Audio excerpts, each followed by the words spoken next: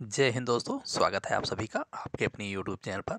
दोस्तों, आज के इस वीडियो में हम लोग हिंदी के मोस्ट इम्पॉर्टेंट क्वेश्चन को डिस्कस करने वाले हैं, जो कि आपके आगामी लगभग सभी भर्ती परीक्षाएं जिसमें हिंदी से संबंधित क्वेश्चन पूछे जाते हैं, उन सारे एग्जाम्स के लिए सभी क्वेश्चन बहुत ही इम्पोर्टेंट हैं। चलिए शुरू करेंगे इस वीडियो को। क्वेश्चन है, अमी हलाहल मत भरे श्वेत श्याम रतनार, प्रस्तुत पंक्ति के रचयिता कौन है? ये पंक्ति रसलीन की है। ऑप्शन सी राइट हो जाएगा। बात करें इन सभी की रचनाओं की, तो रहीम दास की एग्जाम की दृष्टि से महत्वपूर्ण रचनाओं की बात करें तो जिसमें रास पंचाध्यायी, नगर शोभा, मदनाष्टक, ये रचनाएं रहीम दास की हैं, जो कि एग्जाम की दृष्टि से बहुत ही महत्वपूर्ण रचनाएं हैं। बात कर लें ऑप्शन बी सूरदास की, तो इनकी रचनाओं में सूर सरावली, साहित्य लहरी और सूरसागर एग्जाम की दृष्टि से बहुत महत्वपूर्ण रचनाएं हैं। बात करेंगे कबीर दास की रचनाओं की, तो साखी, सबद, रमैनी, ये रचनाएं ये कबीर दास की रचनाएं हैं। अगला क्वेश्चन,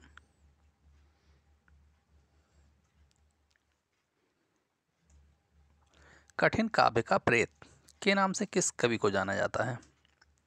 कठिन काव्य का प्रेत ये केशवदास को कहा जाता है। ऑप्शन सी राइट हो जाएगा। एक भारतीय आत्मा ये माखनलाल चतुर्वेदी को कहा जाता है।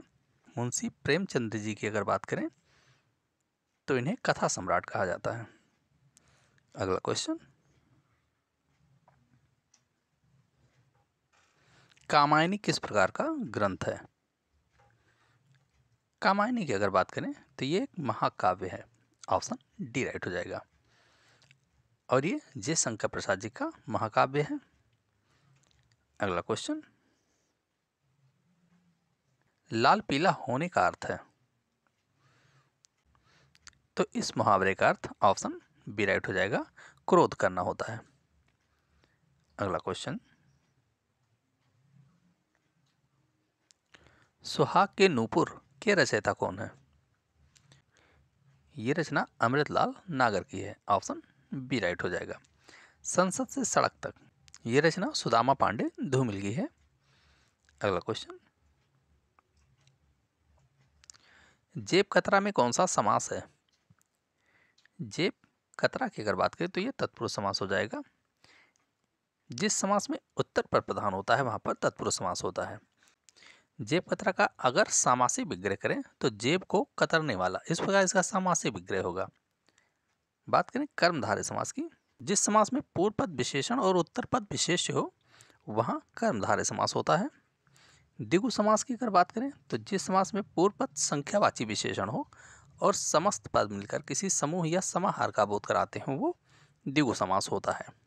बात करें ऑप्शन डी की, बहुब्रीहि समास की, तो जिस समास में कोई भी पद प्रधान ना हो, ना पूर्व पद ना उत्तर पद और अन्य पद प्रधान हो, वहां पर बहुब्रीहि समास होता है। यानी कि समास कुल 6 प्रकार के होते हैं। अगले क्वेश्चन की तरफ चलेंगे। अत्याचार शब्द में कौन सा उपसर्ग है?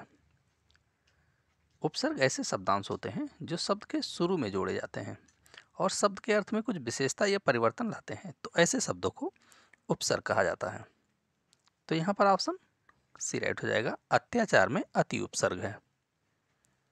अगला क्वेश्चन,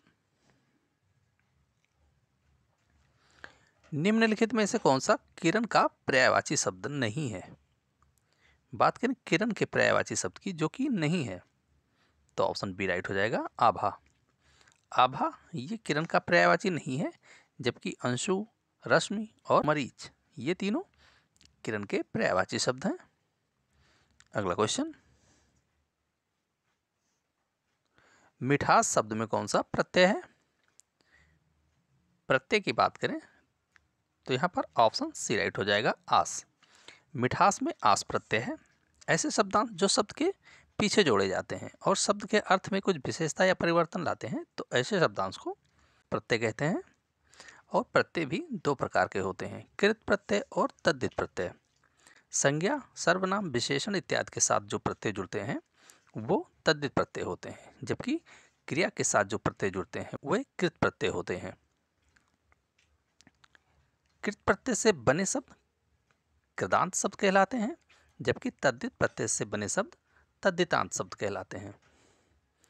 अगला क्वेश्चन, वह जो पहले जन्मा हो, इस वाक्यांश के लिए शब्द है।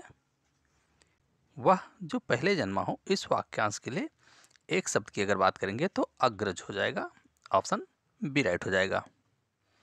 वह जो कभी बूढ़ा ना हो, उसके लिए एक शब्द की बात करें तो अजर होता है। अगला क्वेश्चन, जिस वाक्य में एक ही उद्देश्य और एक ही विधेय हो, वह किस प्रकार का वाक्य होता है? तो जिस वाक्य में एक ही उद्देश्य और एक ही विधेय हो, वो सरल वाक्य होता है। सरल वाक्य को साधारण वाक्य भी कहते हैं। वाक्य तीन प्रकार के होते हैं, सरल वाक्य, संयुक्त वाक्य और मिश्र वाक्य। जिसमें एक उद्देश्य और एक ही विधेय हो, वो सरल वाक्य होता है। अगला क्वेश्चन, कुत्ता भौंकता है, यह किस प्रकार का वाक्य है? तो ये अकर्मक वाक्य हो जाएगा, ऑप्शन बी राइट हो जाएगा। क्रिया के साथ क्या का प्रश्न करें, अगर उत्तर मिलता है तो वो सकर्मक क्रिया होगी, अगर उत्तर नहीं मिलता है और उसका प्रभाव कर्ता पर पड़ता है तो वो अकर्मक क्रिया होगी। जैसे अगर भौंकना यहाँ पर क्रिया है, इसके साथ में क्या का प्रश्न करें कि क्या भौंकता है, उत्तर निकल के आ रहा है कुत्ता भौंकता है, तो कुत्ता क्या है, कर्ता है, इसलिए ये अकर्मक क्रिया हो जाएगी। अगला क्वेश्चन, मुझसे खाया नहीं जाता, वाक्य में कौन सा वाच्य है? इस वाक्य में वाच्य की बात करें तो ये भाववाच्य हो जाएगा, ऑप्शन सी राइट हो जाएगा। वाच्य तीन प्रकार के होते हैं, कृतवाच्य, कर्मवाच्य और भाववाच्य। अधिकतर ऐसे वाक्य जिसमें नकारात्मकता को दिखाया जाता है, वहाँ पर भाववाच्य होता है, यानी कि यहाँ पर नकारात्मकता का भाव होता है। अगला क्वेश्चन,